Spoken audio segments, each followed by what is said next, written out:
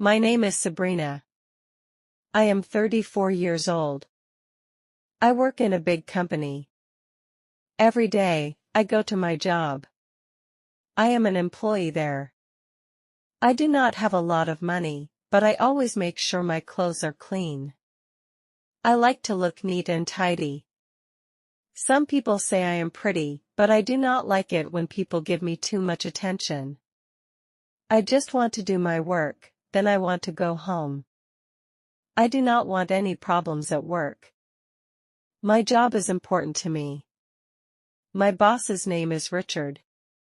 He is 42 years old. He always wears nice suits. Richard is a very serious man. He does not smile much, but sometimes he smiles at me. I try not to think about these smiles. But Richard started coming to my desk every day. He would ask about my work, but that wasn't the only reason he came. I felt his eyes on me, and it made me feel uncomfortable. One afternoon, he stood at my desk. He looked at me and said, "Sabrina, you work very hard here. You always do good work. You deserve more for your hard work." I smiled and said, "Thank you, Richard." But inside, I did not feel happy. That night, I could not sleep well. I thought about Richard. Why did he say that? What did he mean by "you deserve more"? The next week, Richard called me to his office. My heartbeat was fast as I walked there.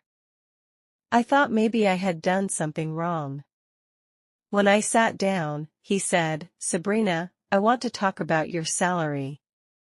I felt a little happy. A salary increase would help me a lot. He said, "You are one of the best workers in this company. You do excellent work every day. You truly deserve a raise." I felt happy. Richard looked at me for a moment.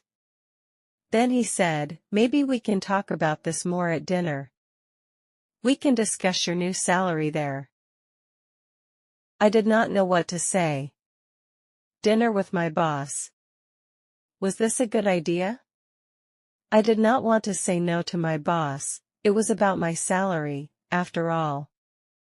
I just nodded. He smiled again. I left his office feeling confused. Richard said the restaurant was very nice, by the sea.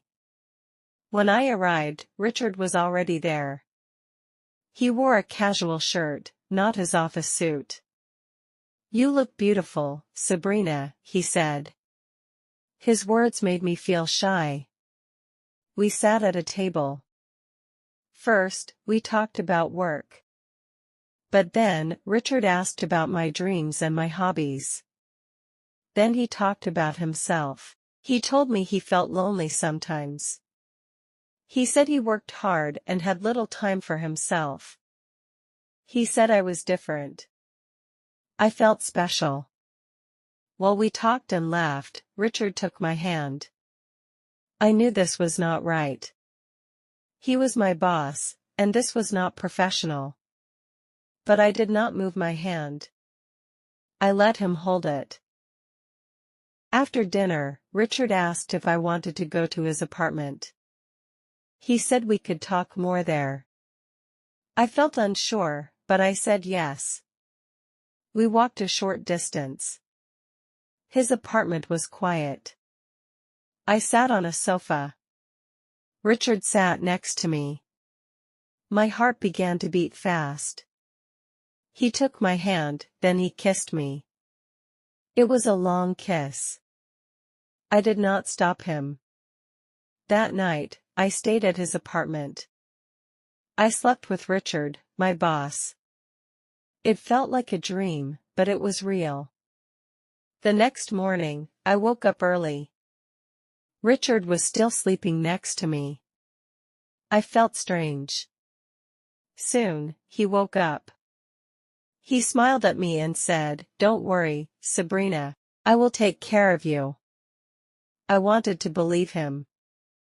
Later that morning, I went to work.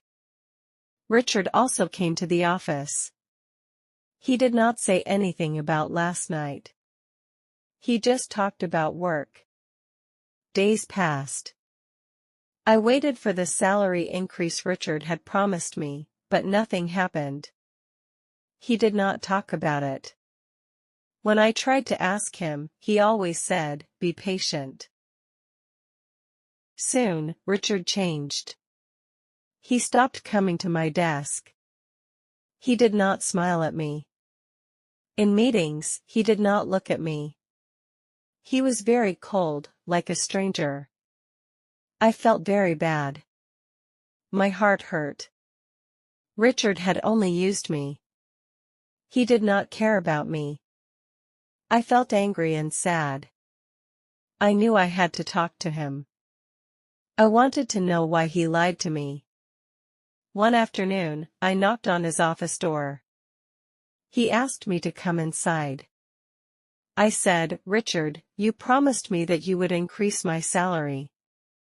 He said, "Sabrina, this is not good. You must not mix personal things with work. That is not professional." I felt angry. How could he say that? I said, "You were the one who started it. You invited me to dinner. You promised me things." Richard stood up from his chair. He said, "Enough, Sabrina. Go back to your desk now. We will not talk about this again. This conversation is over." My heart broke. My eyes were full of tears. I walked out of his office. I felt empty. I couldn't focus on my work anymore. My mind was not clear. In the office, people started talking about Richard and me. I thought maybe someone had seen us together. One afternoon, my phone rang. It was a call from the HR manager, Miss Harper. She asked me to come to her office for a meeting. When I sat in front of Miss Harper, she looked serious. She asked me about my relationship with Richard. I wanted to say nothing, but then I remembered his fake promises. I told Miss Harper everything. She listened carefully. After I finished, she told me that the company would start an investigation. Richard said that I was lying, but the HR team found messages he had sent to me.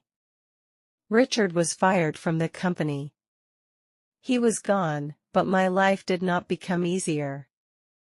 In fact, it became much harder. My colleagues thought I was the reason Richard lost his job. They called me bad names. Every day at work was difficult. I did not want to go to the office. A few weeks later, I received a letter from the company. It said that I could not work there anymore. They wanted to protect the company's image. I could not believe what I just read. I had lost my job. No one said goodbye to me. No one looked at me as I left. I had no job, no plan.